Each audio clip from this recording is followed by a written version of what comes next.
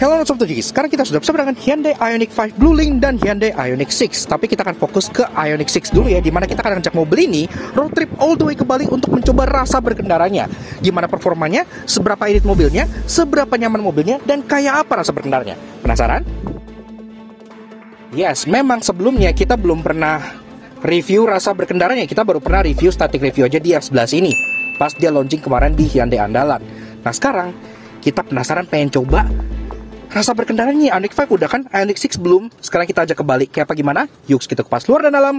Start your engine.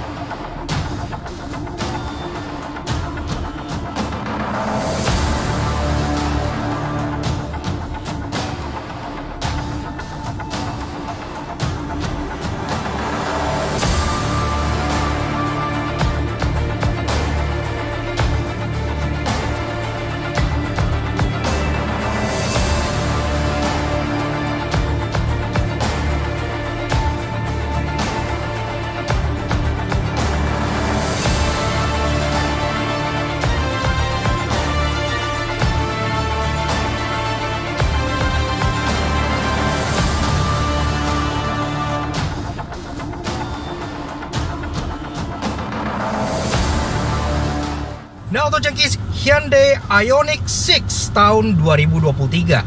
Akhirnya, setelah kita pertama kali ngeliat mobil ini di Thailand tahun lalu yang kita belum boleh masuk, kita pun udah shoot videonya sebelah sini. Dan kemarin pas akhirnya meluncur secara resmi di Gias 2023, kita pun udah shoot di sebelah sini bersama dengan Hyundai Andalan. Sekarang kita diberi kesempatan oleh Hyundai Motor Indonesia untuk merasakan rasa berkendaranya. Kemarin memang di Gias kita boleh, tapi baru test drive yang muter-muter gitu doang, kurang afdol ya kan.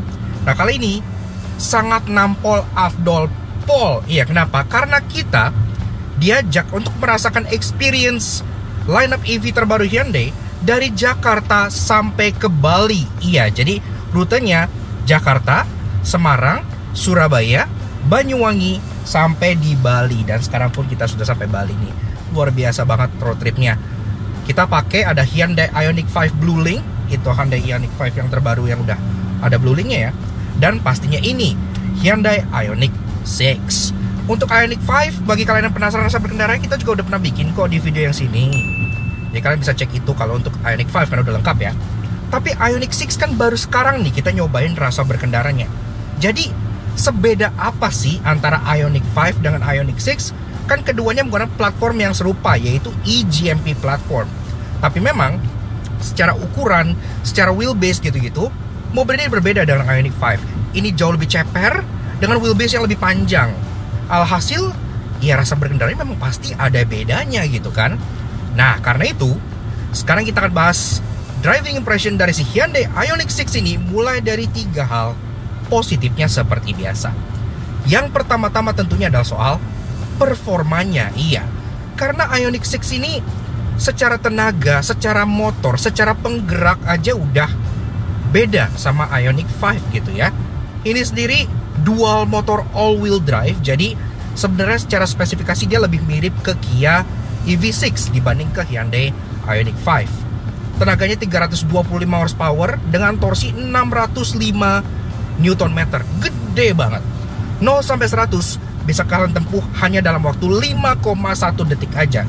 Yang artinya lumayan menjambak, iya. Jadi secara performa dia memang berada di atas Hyundai Ioniq 5 ya. Kerasa juga dari segi handlingnya, karena mobil ini lebih low to the ground, lebih ceper. Kemudian dia juga secara profil ban lebih tipis, low profile tire. Dia pakai Pirelli P0 Elect gitu ya, yang benar-benar high performance EV tire. Handlingnya pun jadi kerasa ya sigap, gesit, dan sangat minim body roll. Karena kan kebanyakan mobil listrik ya baterainya ada di bawah, jadi kan center of gravity memang udah rendah. Kayak Ioniq 5 aja sebenarnya tuh udah oke gitu ya handlingnya, thanks to center of gravity yang rendah itu. Jadi mobilnya nggak yang oleng. Tapi ini benar-benar next level banget karena dia lebih rendah lagi. Tapi untungnya kemarin pas kita naik kapal, karena kan kita sempat nyebrang dari pulau-pulau gitu kan. Nah, pas kita nyebrang kapal sebenarnya kita agak worry itu waktu itu, karena ya kita pikir Ioniq 5 oke lah aman gitu, Ioniq 6 gimana, apakah akan mentok, karena kan dia jauh lebih ceper gitu. Ternyata naik no problem, gak ada masalah. Dengan wheelbase-nya lebih panjang, dengan ground clearance lebih rendah, dia tetap bisa naik dan turun kapal dengan sangat aman sekali. Jadi oke lah, pakai harian pun masih bisa banget mobil ini. Jadi dia juga nggak hanya performa luar biasa, tapi juga handlingnya enak dan mobilnya easy to drive. Kita coba tarik ya. 3, ada sport, 2, 1.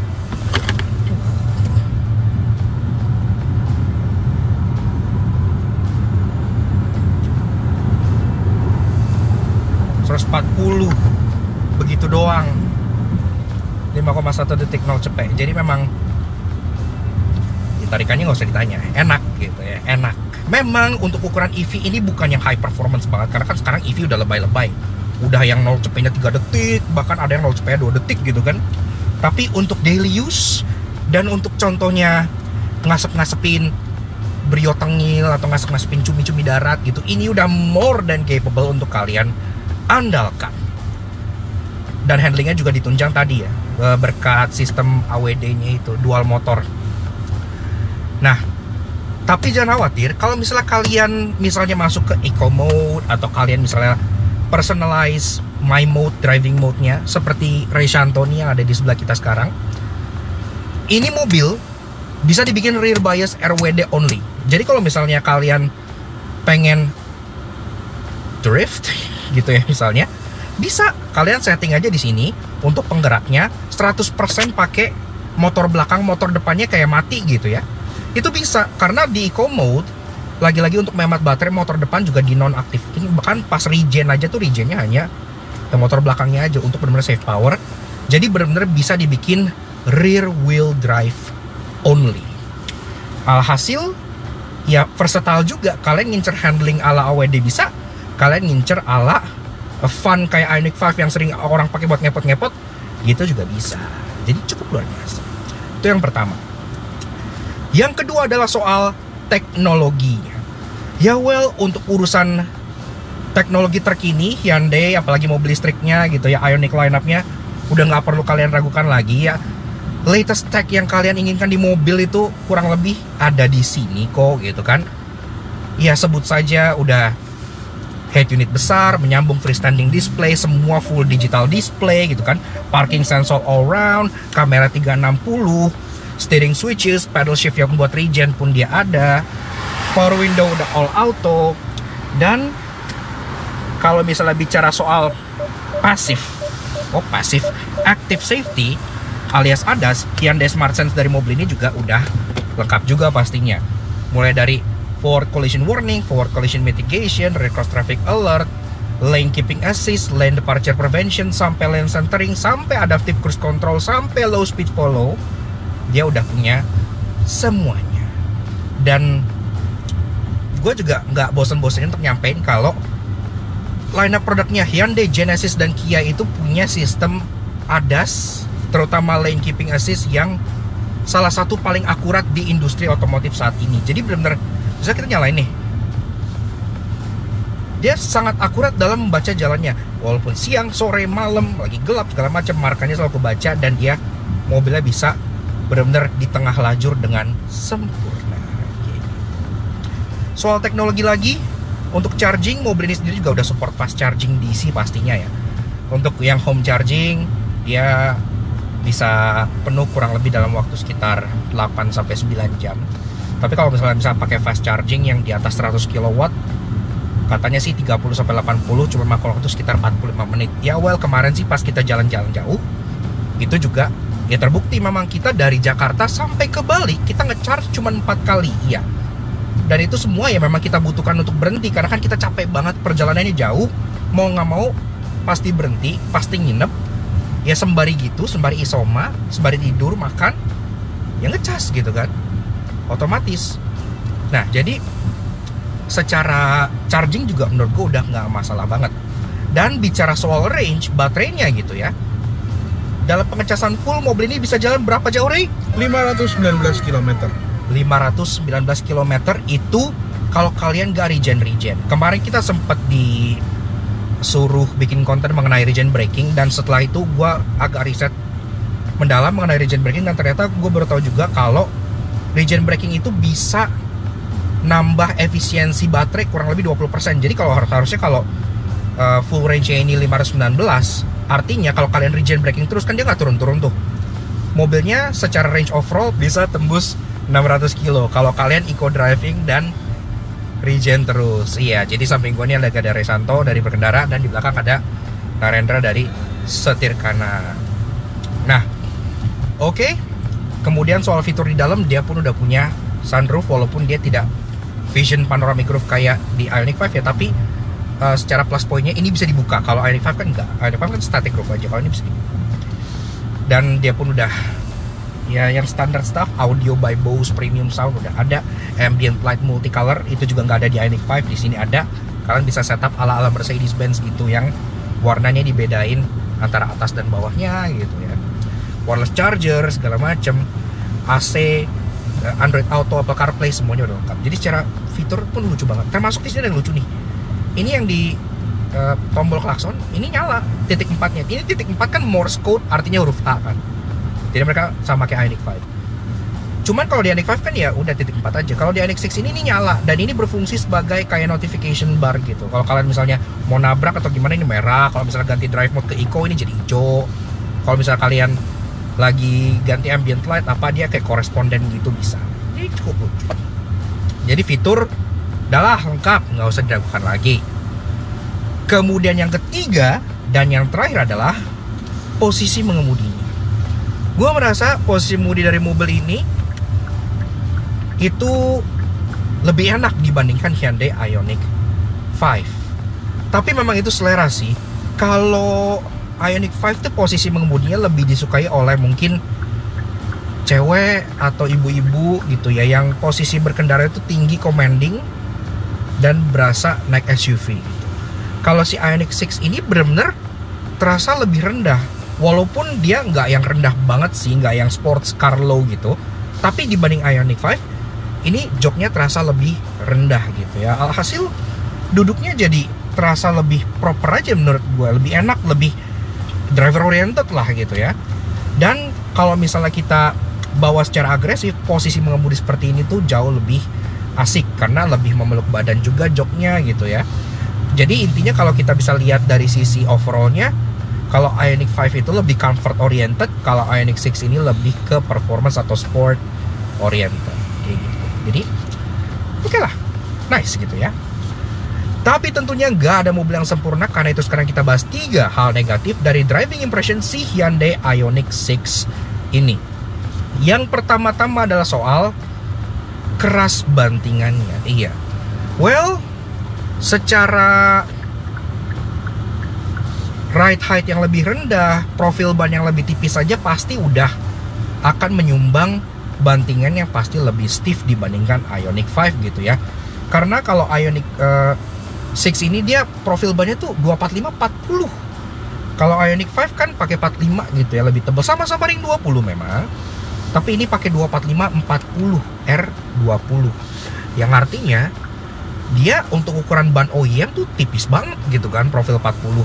Dan itu membuat mobil ini kalau seandainya lewat jalan-jalan yang gak rata, kemarin kita banyak trek-trek yang gak rata gitu ya, dia jadi kayak permukaan jalannya kasar tuh jadi berasa gitu, kayak di bawah, di floor floor liningnya, bahkan sampai ke jok gitu ya, itu jadi lebih shaky dikit gitu, nggak yang sampai mengganggu sih, tapi jadi lebih sensitif terhadap jalan-jalan rusak dibandingkan Ioniq 5 yang lebih tinggi dengan ban yang lebih tebal.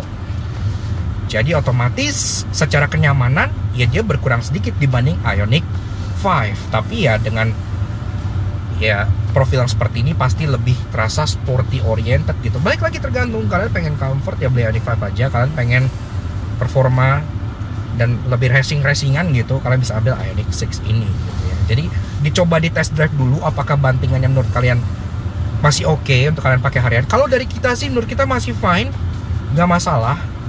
Terutama kalau kalian hanya berdua ya di depan gitu, nggak terlalu berasa, it's still fine, nggak masalah. Kemudian yang kedua adalah soal backseat comfort. Iya, nah ini mungkin yang lebih major terkorbankan ya dibanding si Ioniq 5. Kenapa? Karena Ioniq 5 dia nggak sloping, dia kan atapnya kotak, otomatis headroom dia akan jauh lebih besar, terasa lebih lega. Dan Ioniq 5 headlinernya tidak hitam, lagi-lagi akan terasa lebih lega. Dan Ioniq 5 joknya masih bisa di recline, yang bikin kalau lagi jalan jauh-jauh kayak gini itu akan lebih comfortable untuk orang-orang di baris kedua. Sedangkan untuk jok Ioniq 6 ini dia lebih tegak dan dia tidak bisa di recline. Jadi duduknya memang agak bikin capek untuk jalan jauh. Kalau untuk perkotaan, untuk dalam kota, it's still okay. Dia nggak yang tegak banget kayak posisi sharp gerak gini, enggak. Maksudnya dia masih ada curve-nya, cuman tidak se-recline Ioniq 5 gitu ya. Termasuk di bagian kanan kirinya, karena kan ini modelnya sedan. Jadi kanan kirinya ada wheel well, dan wheel well-nya itu masih plastik, tidak tercover oleh material empuk. Jadi kalau kalian misalnya duduknya dari samping begini, itu pinggul belakang kalian itu akan kena plastik keras dan mungkin akan terasa kurang nyaman. Nah, di Ioniq 5 tidak terasa seperti itu. Jadi memang kelihatan banget kalau Hyundai itu bikin mobil ini lebih ke arah front passenger. Jadi ya kalau kalian beli mobil ini, ya mungkin ya di belakang ada ISOFIX tethering point, kalian colok kalian child seat, misalnya kalian couple muda baru married punya anak masih baby gitu ya. Ya udah, lu bini lu yang dua masih muda, dan di belakang anak lu yang masih baby, taruh aja child seat, udah. Kalau misalnya kalian ngajak ayah ibu kakek nenek keluar kota naik ini, terus ayah ibu ditaruh di belakang, fix kalian tidak sayang orang tua, karena memang ya lebih tidak senyaman Ioniq 5 sih duduk di belakangnya. Dan ditambah sloping roofline tadi ya, jadi mobil itu dengan desain yang sangat trendy ini memang sedikit mengorbankan praktikalitas dan fungsionalitas. Ditambah lagi dengan sunroof di atas yang dia lebih kecil, karena sunroofnya hanya sampai ke baris pertama saja, nggak sampai ke baris kedua. Mungkin kalau dia modelnya panoramic vision roof kayak Ioniq 5 gitu, yang sampai belakang nggak dibuka juga nggak apa-apa, yang penting bisa LED light in gitu ya, itu akan lebih nyaman. Tapi karena ini dia pengennya bisa dibuka, hasil ya sunroofnya kecil dan belakang juga jadi nggak kebagian sunroof dan terasa makin sempit. Coba dulu duduk di belakang kalau ada masalah. Kemarin sih kita sih masih kuat ya, keluar kota duduk di belakang ya, walaupun kita gantian tapi ya masih bisa gitu. Cuman ya kalau mungkin orang tua yang badannya udah agak sakit, mungkin ya well pasti akan merasa ini agak uncomfortable. Kemudian yang ketiga dan yang terakhir adalah absennya digital mirror. Iya, karena itu agak disayangkan banget. Kalau kalian pernah nonton video Ioniq 6 kita yang di Thailand, ataupun kalian udah pernah lihat langsung Ioniq 6 yang di Spark gitu ya, yang di Hyundai Motor Studio, pastinya kalian akan lihat kalau spionnya itu sudah pakai spion digital rear view mirror dengan ada layar di bagian sini. Makanya ini kan dashboardnya kayak ada wingletnya gitu ya, aslinya itu ini buat layar spion nih kanan dan kirinya. Tapi ini bukan salah Hyundai ya, ini salah regulasi Indonesia yang belum diupdate.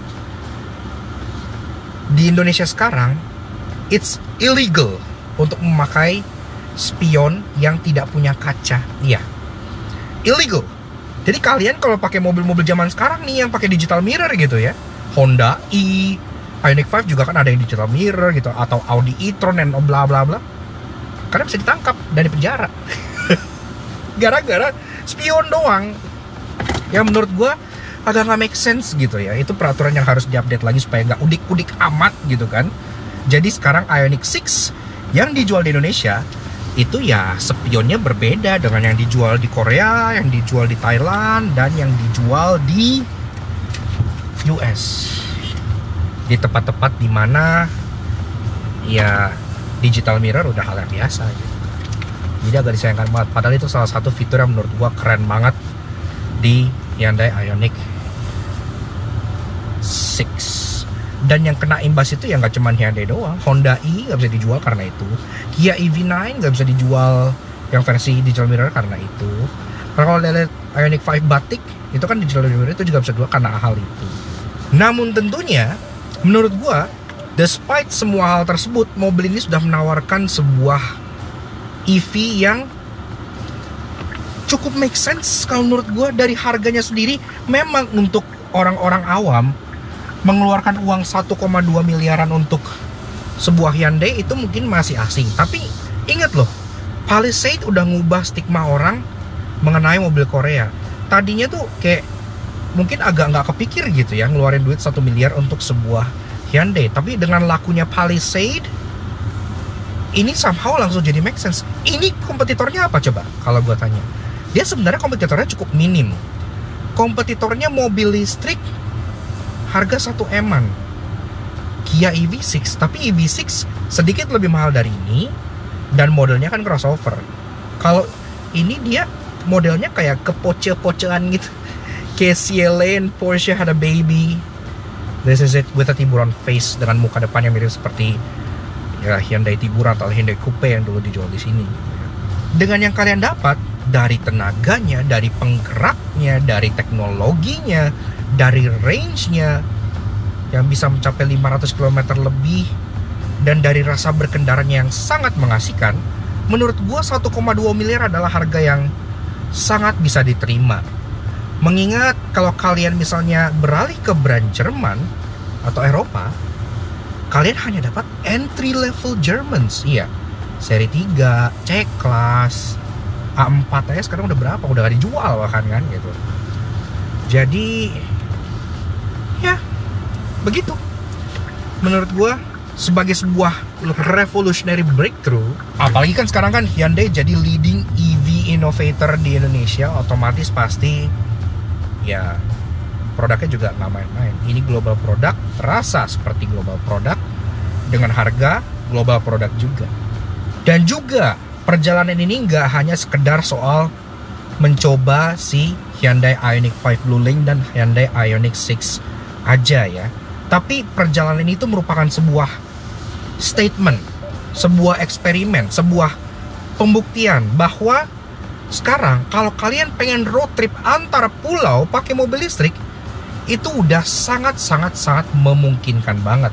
Sepanjang jalan kita nggak pernah tuh yang namanya kesusahan mencari charging station. Ketika dibutuhkan, charging station selalu ada. Bahkan udah ada yang fast charging 200 kW gitu kan. Jadi nggak ada alasan lagi kalau kalian nggak mau beli EV simply karena takut nggak bisa jalan jauh, nggak bisa keluar kota gitu-gitu. Ya ngecas. Ada yang bilang ngecas kan lama. Ngecas kalau udah fast charging, kalian tinggal isoma balik, udah penuh. Atau misalnya kalian singgah dulu di mana, Surabaya atau di Semarang gitu-gitu, kalian pasti butuh tidur dong. Kalian nggak yang kayak bablas Jakarta Bali terus nggak tidur gitu kan. Kalau kalian misalnya tidur malam-malam ngecas, besoknya udah penuh lagi, udah bisa jalan. So it's very possible untuk pakai mobil listrik jalan keluar kota.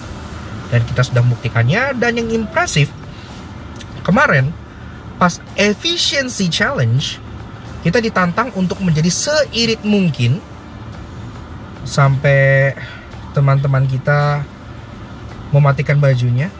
Jadi yang dimatikan di mobil ini tuh contohnya misalnya head unit, AC, lampu kita dimin, audio kita matiin, pokoknya semua yang makan daya kita matikan, kita tutup gitu ya. Dan kemarin di titik teririt gua berhasil mencatat 10,3 km per kWh. Kalian tahu harga per kWh itu berapa? Harga per kWh sekarang itu kurang lebih ya, itu sekitar 1.500 rupiah. Jadi dengan uang 1.500 rupiah, kalian bisa jalan 10 kilo lebih. Itu adalah hal yang tidak mungkin kalian temukan di mobil dengan mesin bakar internal apapun. Luar biasa. So, jadi begitu tuh guys, sedikit keseruan kita dari acara Media Drive bertajuk Charge Set Travel, yang kita lakukan all the way dari Jakarta sampai ke Bali melewati rute Semarang, Surabaya, Banyuwangi, Denpasar. Gimana menurut kalian? Menurut kami, setelah kita coba pakai mobil listrik semua ini, ada Hyundai Ioniq 5 Blue Link dan Hyundai Ioniq 6, ternyata kalau kalian pengen travel keluar kota pakai mobil listrik, sekarang udah lebih dari cukup banget. Karena di setiap pemberhentian yang kita lakukan, itu pasti ada aja yang namanya charging station. Jadi udah nggak kekurangan charging station lagi. Sehingga range anxiety bisa diminimalisir banget. Termasuk rasa berkendara dari kedua mobil listrik dari Hyundai ini memang sangat-sangat luar biasa. Range-nya jauh, mobilnya nyaman, dan pastinya tenaganya oke banget. Untuk review lengkap dari kedua mobil ini, kalian bisa cek video yang satu ini dan yang satu ini. Karena kita udah bahas lengkap banget keduanya, lengkap dengan annoying, interesting, dan detail-detail luar dan dalamnya. Kayak gitu. Kita pengen kasih special thank you dan shout out ke Hyundai Motor Indonesia yang udah ngajak kita untuk ikut ke media drive yang sangat spesial ini bersama dengan lineup electric vehicle mereka. Makanya, kalau kalian misalnya penasaran dengan mobil-mobil listrik terbaik yang ada di dunia saat ini, silahkan kalian kunjungi Hyundai dealer terdekat yang ada di daerah kalian. So thank you Hyundai Motor Indonesia, dan tentunya thank you banget ke kalian semua udah nonton. Kalau kalian suka dengan kami, kenapa gak kalian support kami cara subscribe ke YouTube channel kami Lanak Soto Jangki. Kepoin juga sosial media kami untuk Instagram kami Lanak Soto Jangki ini. Selalu up to date dengan informasi menarik dan media drive yang menarik seperti yang satu ini juga. Oke, sekian aja untuk si Hyundai Media Drive Charge Set Travel bersama Ioniq 5 Blue Link dan Ioniq 6 yang satu ini yang sangat seru, dan pastinya kita akhirnya bisa merasakan driving impression dari Ioniq 6 ini. We'll see you guys again on the next video. Ride safe and Godspeed.